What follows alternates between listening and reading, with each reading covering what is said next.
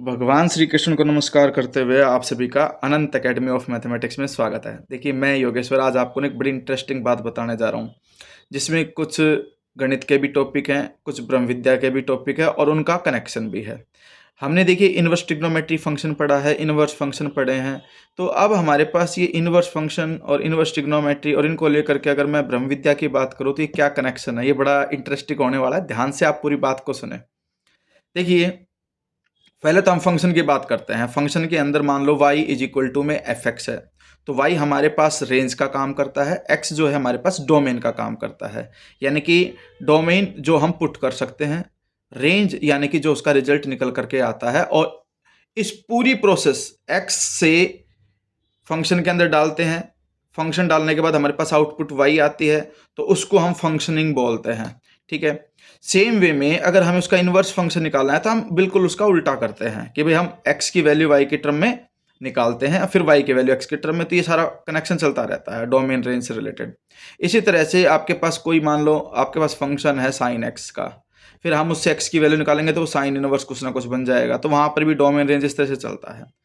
अब मैथमेटिक्स को अगर हमें इंटरेस्टिंग बनाना है, हमें बहुत ज़्यादा रोचक बनाना है कि बच्चों का इसके अंदर इंटरेस्ट बने, तो मैं तुम्हें एक कहानी सुनाता हूँ, पहले आप उसको सुनिए।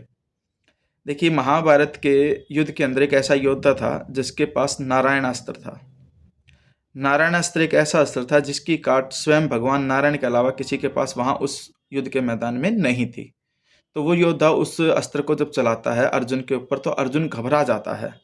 तो अर्जुन को घबराया हुआ देख करके स्वयं भगवान श्री कृष्ण जी अपने आप को सामने खड़ा कर देते हैं और उस अस्त्र को अपने ऊपर धारण कर लेते हैं। तो जैसे ही वो अस्त्र भगवान श्री कृष्ण जी को सामने देखता है, तो कुछ समय ठहर करके वो एक फूलों की माला बन जाता है और वो भगवान श्री कृष्ण जी के गले में फूलों की माला के रूप में सज जाता है।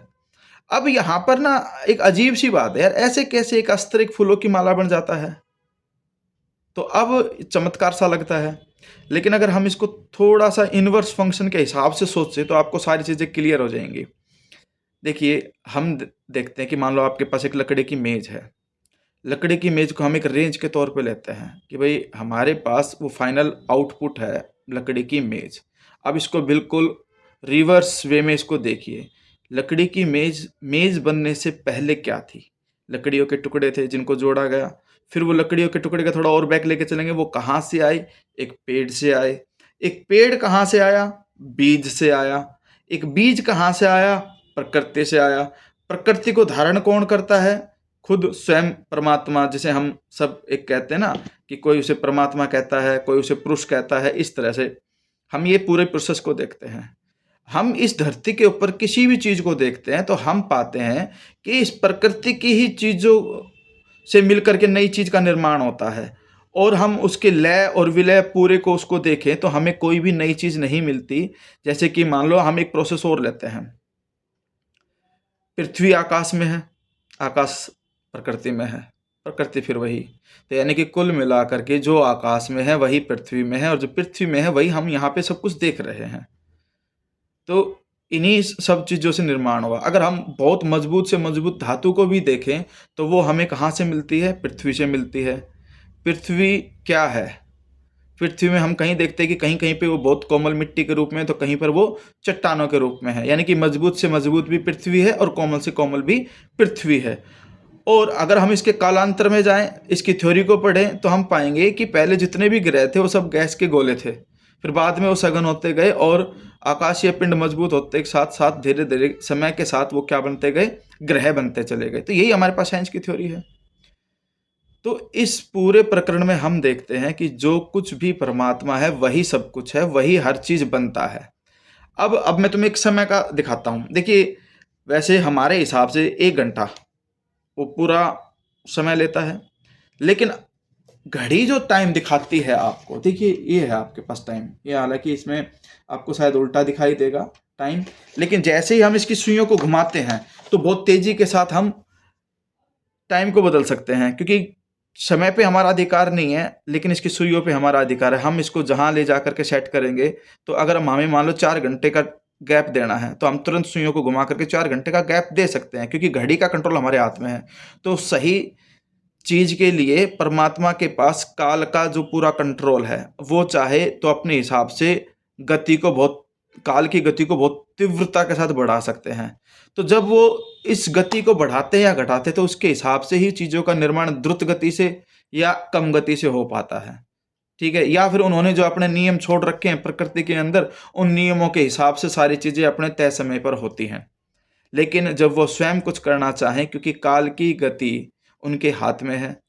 अब काल की गति से ही निर्माण और प्रलय दोनों चीज़ें हैं।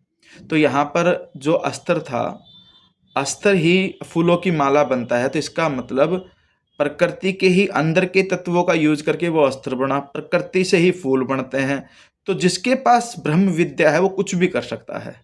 तो यहाँ पर ये चीज़ ऐसे सिद्ध होती है। हालाँकि अ, एक जो योगी होता है उसकी चेतना सीधी-सीधी परमात्मा से जुड़ी होती है, तो हम आमतौर पे देखते हैं कि जो बहुत उच्च कोटि के योगी होते हैं, वो कुछ भी चमत्कार कर देते हैं। लेकिन उनके जीवन का उद्देश्य फिर चमत्कार करना नहीं होता, उनका लक्ष्य ही कुछ और होता है, इसलिए वो दुनिया के सामने इसको प्रदर्शित नहीं करते। वो अगर अपनी उस विद्या को देते भी हैं, तो वो सिर्फ़ उन्हीं लोगों को देते हैं जो उसके लायक होते हैं, क्योंकि हर किसी से हर एक चीज़ झेली नहीं जा सकती। फॉर एग्ज़ाम्पल मैथमेटिक्स के अंदर मान लो 10th क्लास में एक क्लास में 40 बच्चे हैं, तो 40 के 40 बच्चे मैथमेटिक्स नहीं लेते। कुछ को तो उनके मैथमेटिक्स के सर ही कहते हैं कि बेटा आप मैथमेटिक्स मत लो, आप ले सकते हो। इसका मतलब वो गुरुजी उनको अच्छे से जानता है कि ये बच्चे मैथमेटिक्स को हैंडल कर सकते हैं, ये नहीं कर सकते।